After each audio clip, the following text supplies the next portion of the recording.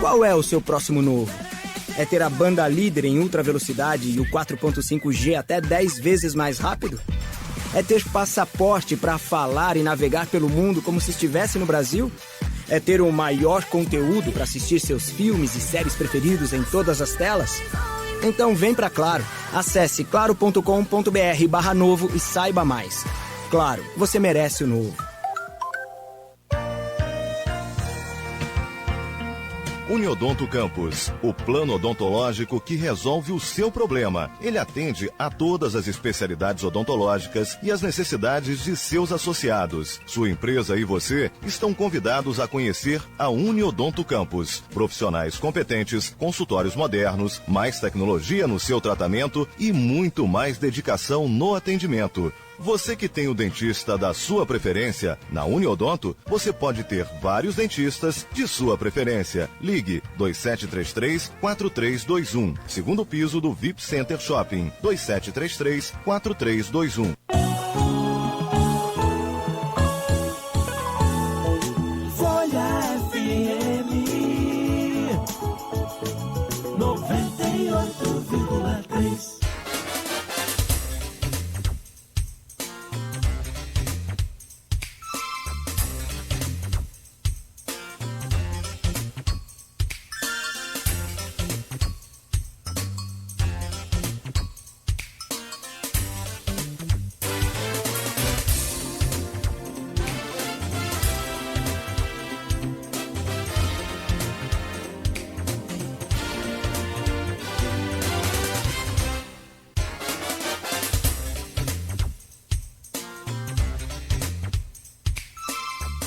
Muito bem, já voltamos com o Folha no Ar, 8 horas 37 minutos em Campos, que segue com tempo bom e previsão de calor para hoje. Faz 28 graus agora aqui na planície Goitacá. O trânsito hoje segue fechado lá na 28 de março. A pista que segue do centro para a Penha, desde a Felipe Web, a partir da Felipe Web, ali nesse sentido, pista interditada hoje para a retirada do asfalto velho. Voltamos com o Folha no Ar, hoje, com Bruno Dauaire, deputado estadual, reeleito e secretário de Habitação de Interesse Social. Nesse bloco, com o oferecimento de Proteus, Unimed Campos, Laboratórios Plínio Bacelar e Vacina Plínio Bacelar, eu peço a Aloysio para fazer a gentileza de abri-lo. Aloysio. Bruno, você falou no bloco anterior que está indo para Brasília hoje, né? Você declarou voto à reeleição do presidente Bolsonaro, do ex-presidente hoje Bolsonaro. E Lula se elegeu para o terceiro mandato. Como é que fica a sua posição política com a sua atuação agora enquanto secretário? E como é que você avalia esses 2 primeiros meses do governo Lula? Bom, Luiz, ainda é muito cedo para fazer qualquer análise em relação às decisões do atual presidente Lula, né? Obviamente, o presidente Lula retoma um programa que eu considero muito importante, né? Que é justamente para combater o déficit habitacional em todo o Brasil, né? E o estado do Rio de Janeiro, ele ao longo dos anos, ele perdeu muito protagonismo, né? Se você fizer uma análise no lançamento de novas moradias habitacionais, né? De novos conjuntos habitacionais, novas unidades habitacionais lançadas nos últimos anos em relação às questões de interesse social, às unidades populares, o Rio de Janeiro perdeu muito protagonismo no cenário nacional. Hoje São Paulo, Paraná, eles são estados que conseguem, né, movimentar a construção civil, conseguem construir novas unidades habitacionais e também, como eu disse, o nosso grande objetivo ao longo da nossa gestão na Secretaria de Habitação é justamente combater esse déficit habitacional que gira em torno de de 500 mil pessoas aqui no estado do Rio de Janeiro. Então, o presidente Lula retoma um programa importante e que o estado do Rio de Janeiro precisa estar adequado e inserido dentro dessa programação para que a gente possa receber recursos para essa política pública, que é uma política pública talvez uma das mais importantes, porque você conseguir dar moradia de qualidade para a população que precisa, você reduz qualquer outro tipo de problemas relacionados à saúde, você dando moradia de qualidade, com tratamento de esgoto, com infraestrutura, você melhora a qualidade de vida. Meu voto foi um voto declarado, não escondi de ninguém a minha posição em relação ao ex-presidente Bolsonaro, mas, como eu disse aqui durante a entrevista, nós precisamos separar os momentos de disputas eleitorais para que a gente possa trazer desenvolvimento e política pública para a população. Então, eu fico muito tranquilo em relação a isso. Hoje, nós temos um grande amigo, foi até citado na entrevista aqui, que foi presidente da LERJ, o André Siciliano. Ele trata dessa articulação em relação aos estados e municípios com a União, a gente vai ter um encontro lá. Além disso, o meu partido é um partido que ele tem a sua bancada dividida em relação à base do governo Lula, em relação a deputados independentes. Vou me encontrar com alguns deputados que trabalham na sua pauta a questão habitacional. Vou ter um encontro com o senador Portinho, e também com o vice-presidente do meu partido nacional, o Antônio Rueda, que dentro das composições partidárias possui dentro do partido outras secretarias de habitação, como São Paulo, que tem sido exemplo na construção de novas unidades habitacionais, para que a gente possa alinhar projetos relacionados à política pública habitacional de interesse social. Então, eu fico muito tranquilo, a gente sabe separar bem os momentos de disputa e acredito que qualquer presidente que assuma, pelo tamanho e importância da posição, precisa ser um estadista e entender que a eleição passa, mas a política pública precisa chegar na ponta e é esse o nosso objetivo. Bruno, você citou aí a questão do André Siciliano, que foi nomeado secretário especial de Assuntos Federativos, da Secretaria de Relações Institucionais da Presidência da República, que é um cargo muito importante, faz parte desse núcleo duro lá do Palácio do Planalto. Essa questão dessa, você falou que já tem encontros com ele, já foi superada essa questão dessa relação entre, pelo que você sabe, entre Castro, Rodrigo Bacelar e Siciliano? Isso hoje já é uma questão superada? Você também passa por essa articulação? Como é que você vê isso? Bom, como eu disse, as disputas eleitorais, elas passam, tanto das disputas para deputado, presidente, quanto também da mesa. Eu acho que isso tem que ficar para trás, e deixar para o momento correto ter novas disputas. Não, mas você acha, mas já ficou, ou você ainda não acha ainda, ou você acha que já ficou, pelo que você já tem visto? Esse fim de semana nós tivemos um encontro do consórcio, e o Siciliano estava sentado na mesa junto, Eu ia citar isso, para você ter uma ideia, nós ficamos de quinta a sábado em painéis de debate, reuniões importantes, e que o próprio André Siciliano estava presente, participando ativamente dessas construções. As disputas políticas passaram, agora é hora de cuidar do Estado do Rio de Janeiro.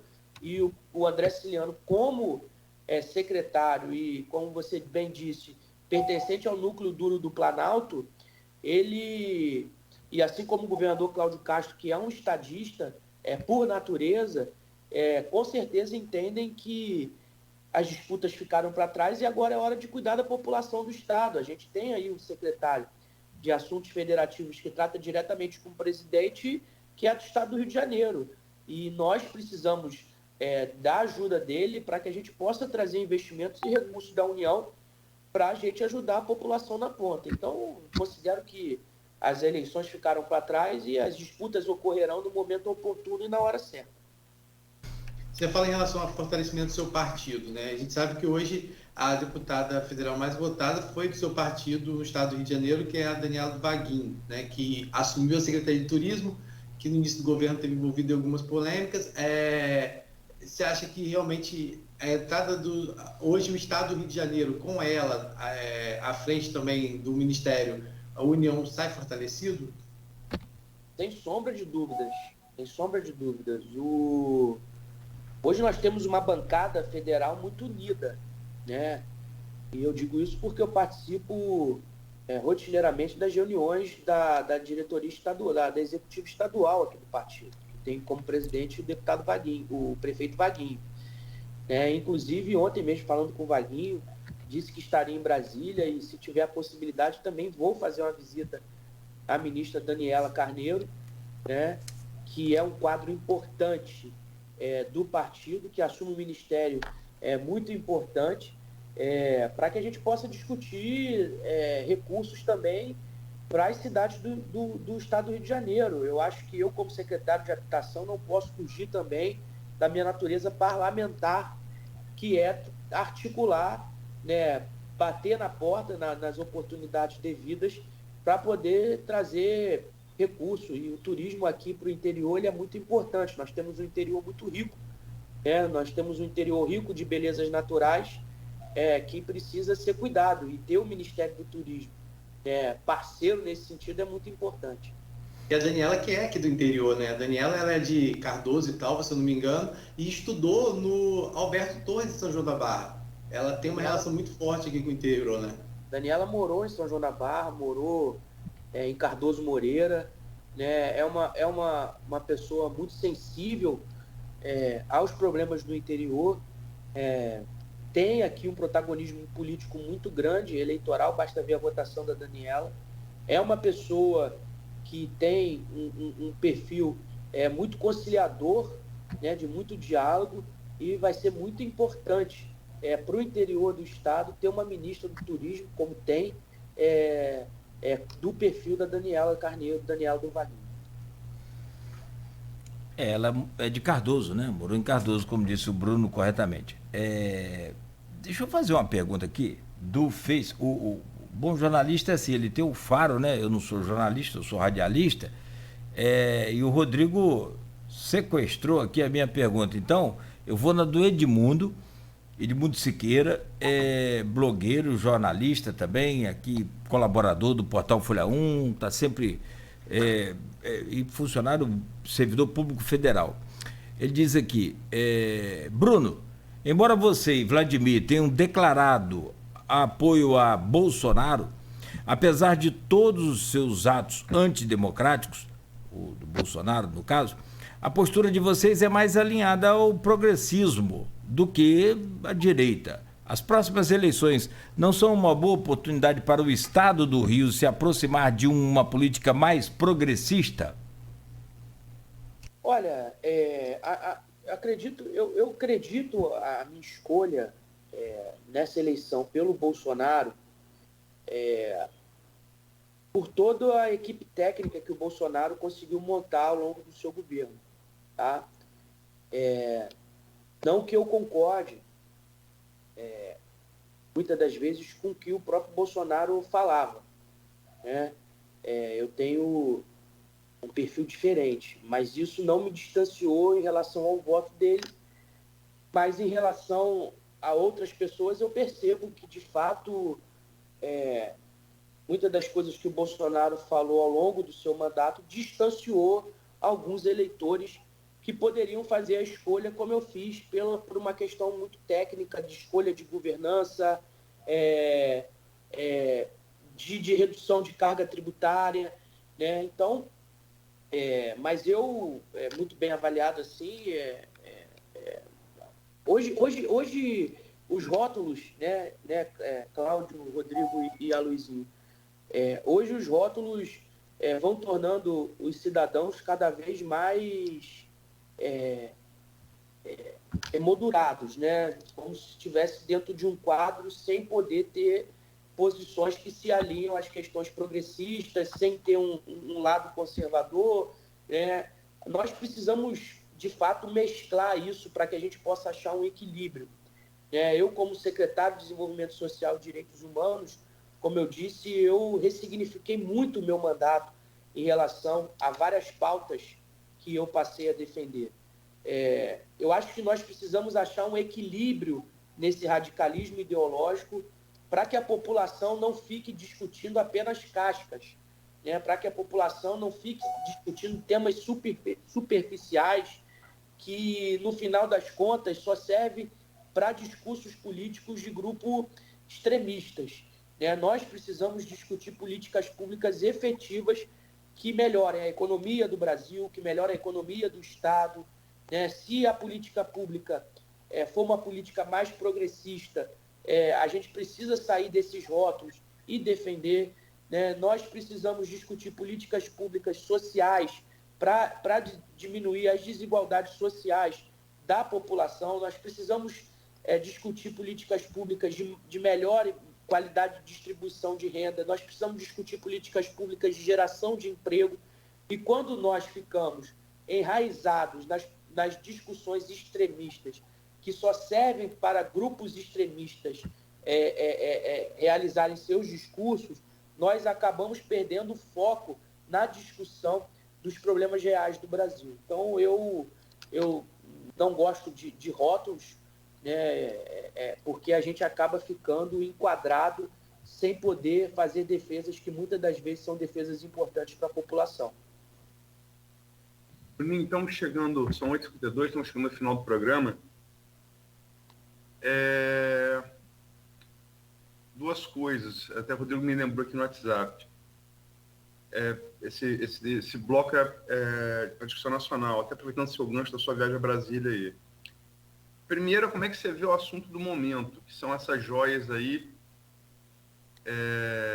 mais de 130 milhões de reais avaliadas, que foram dadas pelo príncipe herdeiro da Arábia Saudita, que é um sujeito muito complicado, que já mandou esquartejar um jornalista na embaixada da Arábia Saudita na Turquia, né?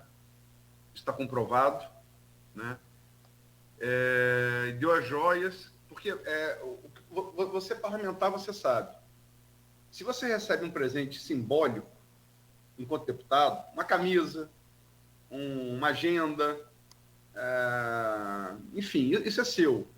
Se você recebe um presente enquanto deputado, enquanto secretário de Estado, no valor de mais de 130 milhões de reais, esse presente não é seu. Esse presente é do cargo, ele é do Estado. Se você receber hoje um presente de 130 milhões de reais, enquanto secretário de Estado, ele não lhe pertence, ele pertence ao Estado do Rio de Janeiro. Ele vai para o acervo público do povo fluminense, né? E essa entrada aí meio que negócio meio sacoleiro, né? Um cavalo, pata quebrada, aí não sabe o que tem, enfim. Como é que você vê esse caso? Está muito rumoroso. E voltando um pouquinho no tempo, como é que você viu, tendo declarado voto no ex-presidente Jair Bolsonaro, os atos do dia 8 de janeiro? Como é que você viu, enquanto cidadão, enquanto parlamentar? Como é que você se sentiria se alguém não aceitasse o resultado da votação, entrasse no seu gabinete na Alerj ou na Secretaria Estadual e defecasse em cima da mesa? Bom, primeiro dizer que tipo de presente de 130 milhões louco foi que ofereceu, porque até hoje na secretaria eu só recebi cachaça, tá? Se quiser, tem um montão de cachaça lá que o pessoal vai me visitar do interior, Cláudio, e leva cachaça, entendeu? Tem cachaça de toda. A última que eu recebi agora foi de Miguel Pereira, do prefeito André Português. E eu não bebo cachaça. Então tem lá um estoque de cachaça, né? Caso queira desocupar, estiver atrapalhando, eu mando pra vocês, meu telefone está aí na memória. Agora, tratando especificamente da questão das joias, né? Eu ainda não consegui fazer uma análise, porque há uma guerra de narrativas nesse sentido, né? Me parece que as joias iriam para o acervo da União e eu não sei como que é esse procedimento de trazer as joias de fora para o acervo da União, né? A outra narrativa é que seria para Michele Bolsonaro e teria, né, entrado de maneira um pouco, na verdade, de maneira ilegal, né? Tentado. Eu não sei, confesso, Luizinho, como que é esse procedimento alfandegário quando se tem uma joia, um presente, seja ele qual for, do valor que for, para o acervo da União, né? Mas que é algo estranho, né, não ter sido declarado para o acervo Agora, eu não acredito, tá? Aqui muito particularmente, posso ser surpreendido com a verdade dos fatos, que um presidente, né, o Planalto, tem oficiado várias vezes a Receita Federal para reaver essa joia, né, se não fosse para o acervo, né? Se não fosse para o acervo do Brasil, da União, né? Não acredito que o presidente seria tão infantil nesse sentido, né, de usar a própria presidência para requerer uma joia que ficaria dentro do seu patrimônio pessoal, ou da sua esposa, ou de quem quer que seja. Então, a gente precisa né, destrinchar esses fatos por inteiro. Que eu vejo hoje é uma disputa de narrativas, por parte do presidente, que essas joias seriam doadas para o acervo, mas que ele acabou não recebendo, e por outra parte da mídia dizendo que ela seria um presente entregue a Michele Bolsonaro e que não foi entregue de maneira correta, e que não foi declarado, e que de maneira correta, né, a Receita Federal acabou apreendendo aquele bem, mas 130 milhões é uma joia que eu vou te falar uma coisa, hein? Só para deixar claro, essa manifestação oficial da Receita em relação ao caso é de que não foi declarado para a União, e não sendo, a joia teria que ficar retida. E as várias tentativas de reaver a joia não foi a partir de declaração como bem da União. Isso me parece um fato, não uma narrativa, porque quem se manifestou não foi um político, não foi um jornalista, foi a Receita Federal Instituição.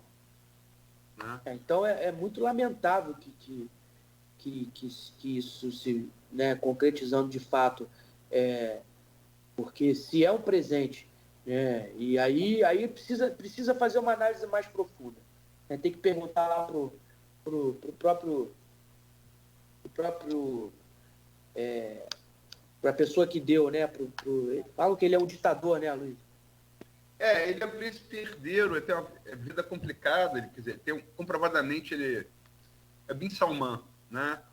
Ele, um jornalista de origem árabe, mas que estava na Turquia, foi chamado na embaixada da Arábia, na embaixada da Turquia, saíram com os pedaços dele. Ele é aliado dos Estados Unidos, né? O Biden é muito criticado por isso, por tê-lo como aliado.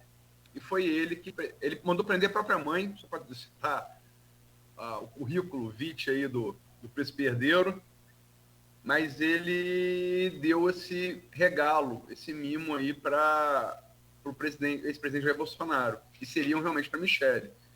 O fato é que elas não foram declaradas como bem da União, por isso foram retidas, porque se fosse bem pessoal, você tem que declarar, estou entrando com esse valor, né? E como não foram retidas, entendeu?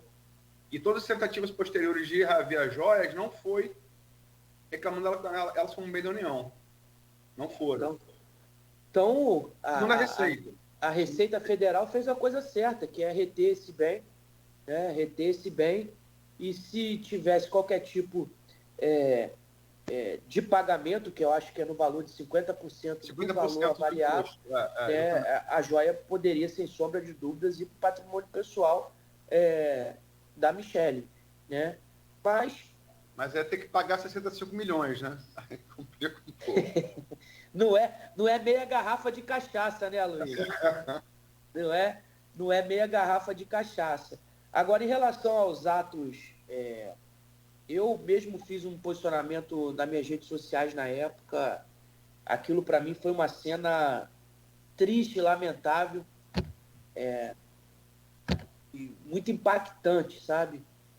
Muito impactante para mim, para qualquer cidadão, e quanto mais para a gente que é parlamentar, que está ali no dia a dia, né?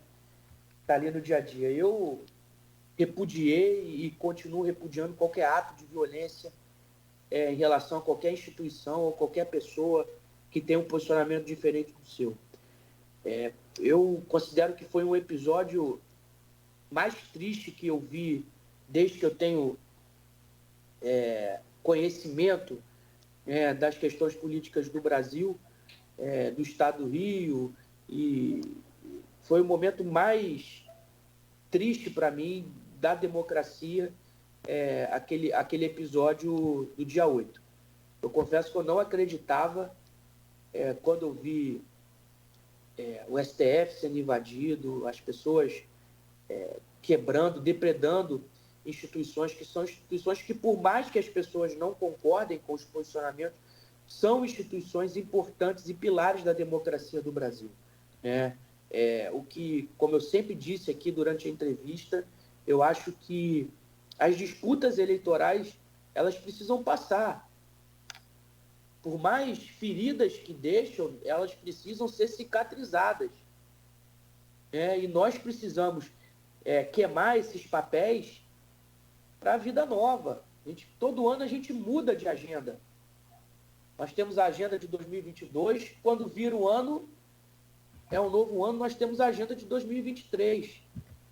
E assim vai ser, 2024, 2025. Então nós precisamos mudar a agenda, né? Nós precisamos passar esses momentos de disputa para a gente discutir assuntos mais importantes, como eu disse aqui, assuntos mais profundos, que tratam diretamente do brasileiro, do cidadão fluminense, do cidadão carioca, né? Então eu queria que, hoje, participando dessa entrevista, deixar o meu repúdio, o meu lamento em relação àqueles atos, né? Como eu disse, por mais que as pessoas discordem das disputas, discordem da ideologia, que não concordem, inclusive com o resultado eleitoral, elas precisam entender que nós vivemos numa democracia, e se não fosse a democracia seria muito, muito, muito pior. É óbvio que a nossa democracia, ela precisa de adequações, mas não há um sistema perfeito, Aloysio. A gente vai estar sempre adequando, né, às mutações sociais, às demandas sociais. Então, eu repudio e, lamentavelmente, não gostaria de ter visto aquelas cenas. Antes de terminar, tem várias manifestações aqui, Bruno, de Morro do Coco, relativas a Morro do Coco, no streaming do programa. Vou ler as duas últimas. O Iago Santana coloca aqui: Cláudio Castro está realizando muito por campus, mas precisa chegar a Morro do Coco e região. O interior precisa ser protagonista. Gostaria de saber do deputado secretário quando começa o asfaltamento da MDC Vila Nova. E aqui, o Leonardo Crespo registra aqui: Bruno Dauari, campeão de voto no Morro do Coco. Você quer comentar? Na verdade, a gente tem discutido com a Secretaria de Infraestrutura e Cidades o asfaltamento de RJs, né? Mas essa é uma disputa ali em Morro do Coco muito, muito pessoal ali, né? O Iago é filho de um ex-vereador. Na véspera das eleições, fez alguns desafios aí em relação à nossa votação na região, né? E a gente teve mais votos, então fica essa disputa, e eu não posso entrar nessa disputa porque, como eu disse, eu deixo para as eleições, né? Eu deixo para as eleições. Agradeço ao Leonardo de Morro do Coco, que é uma liderança que luta muito, Aloysio, pela região. Está sempre me demandando, está sempre buscando, é uma pessoa que inclusive está comigo já há muitos e muitos anos, né? Morro do Coco hoje tem uma atenção muito especial da saúde do município de Campos, né? E talvez isso tenha deixado irritado alguns opositores, porque nunca se viu tanta atenção ao interior, seja no trabalho das estradas vicinais, né? Ou seja, na atenção à saúde e educação, à terceira idade, né? E por parte do Estado, o governador Cláudio Castro tem determinado o recapeamento, o asfaltamento das RJs, né? E com certeza vai chegar às regiões do interior, como já chegaram, né? Então eu deixo aqui o meu abraço ao Leonardo de Morro do Coco, agradecer, né, a Morro do Coco, toda a região, Conselheiro Josino, pela expressa votação que a gente teve no interior, né? Morro do Coco, a gente foi o mais votado no distrito de Morro do Coco, né? Agradeço ao carinho, eu tenho um grande carinho por aquela população, e muito em breve chegará muito mais investimentos aí, tanto por parte da Prefeitura quanto por parte do Governo do Estado. Um abraço ao Léo, um abraço a todas as lideranças que nos apoiaram e acreditam no nosso mandato para trazer ainda mais investimentos para a região. Meu caro Bruno Dauares, secretário de Habitação de Interesse Social, muito obrigado. Vamos ficar aqui, claro, evidente que na torcida para o sucesso seu aí nessa nova pasta, e também da mesma forma, né, que estaremos torcendo, estaremos também cobrando, lembrando, né, refrescando aí a sua memória, se caso seja preciso, que é o papel do radialista, que é o papel do jornalista, né, e do cidadão que torce para que as coisas deem certo de fato, independente de questão partidária, política, seja lá o que for. Muito obrigado pela sua participação, né? Valeu mesmo aí e sucesso nessa nova tarefa.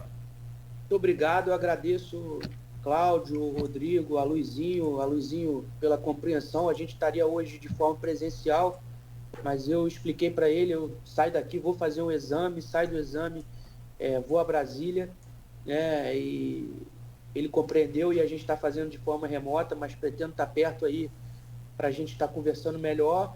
E voltando de Brasília, eu trago as novidades, tá, Rodrigo? Para que a gente possa divulgar aí na Folha da Manhã. Um beijo, quero deixar aqui um beijo, Luizinho.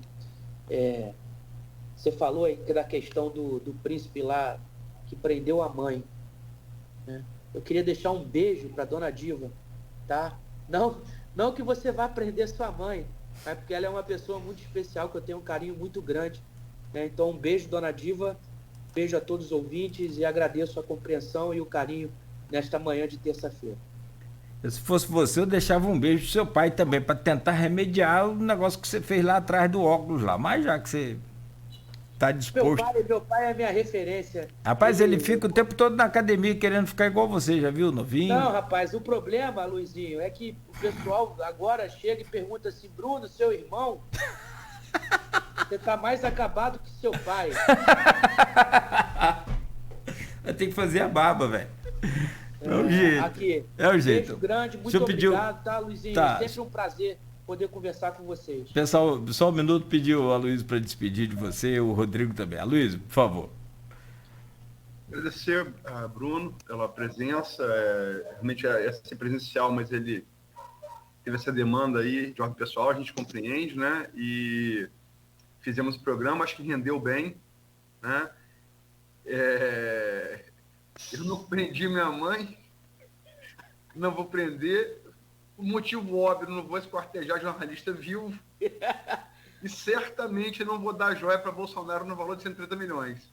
Até porque eu não tenho. Luizinho, o pessoal só me dá cachaça, Luizinho. Porra. Se quiser mandar um programa, a bancada agradece. Rua dos Andradas, 109, terceiro andar. Por favor. Obrigado, um abraço. Boa sorte lá em Brasília. Valeu. Rodrigo, por favor. Cláudio, eu tinha mais uma pergunta para fazer, mas aí Cristiano vai mandar e cortar o salário. Mas ainda bem que Cristiano não é lá o ditador lá, senão ele corta.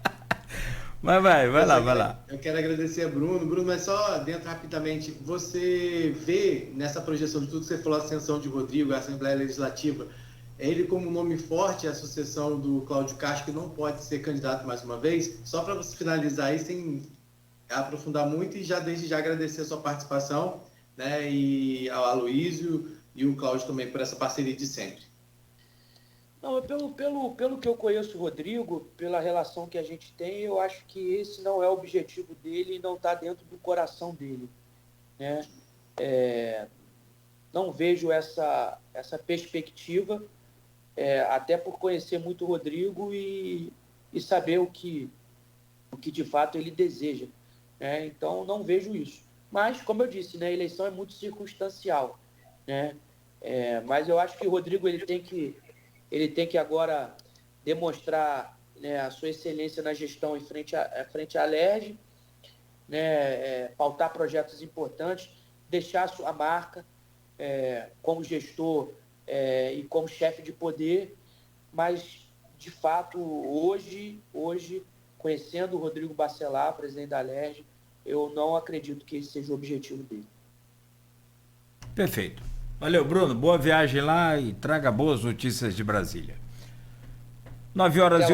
Valeu. 9 horas 11 minutos. Aloysio, bom dia. Rodrigo também, bom dia. Uma boa terça-feira. Amanhã tem Jornal Folha da Manhã nas bancas, bem cedo, né? E a gente estará de volta aqui às 7 da manhã. Ok, Aloysio?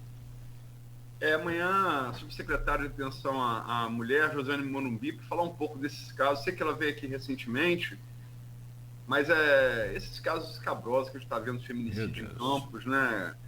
Casos, pessoas, jogadores de futebol de renome não só nacional como internacional, um condenado na Itália, trazado julgado por estupro, que é Robinho, o outro, Daniel Alves, preso na Espanha, até porque Robinho evadiu, a juíza mandou prender preventivamente Daniel Alves, né?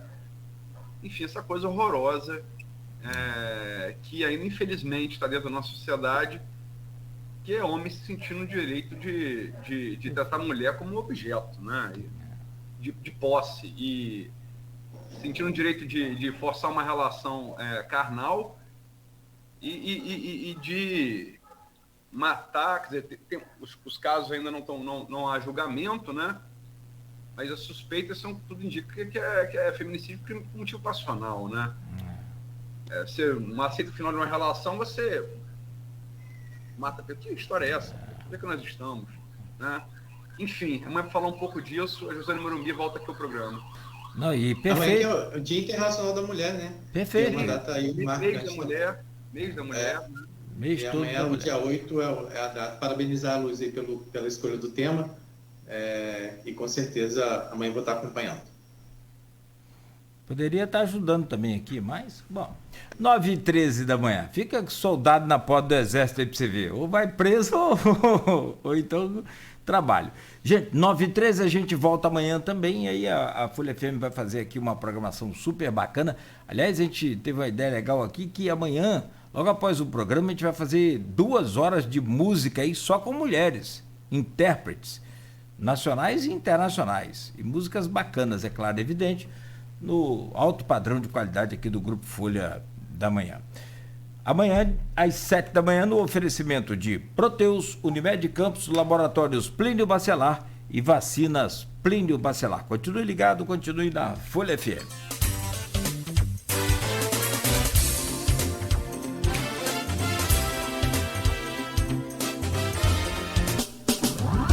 Qualidade, novidade, verdade. Folha FM 98,1